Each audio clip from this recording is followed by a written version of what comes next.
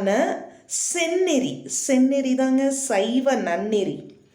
நம்ம 3ஆம் திருமறையில் திருஞான சம்பந்த பெருமான் திருந்து தேவன்குடி பதிகம் விண்ணப்பம் சொல்லும் பொழுது, விண்ணுலாவும் நெறி வீடு காட்டும் நெறி, மண்ணுலாவும் நெறி மயக்கம் தீர்க்கும் நெறி.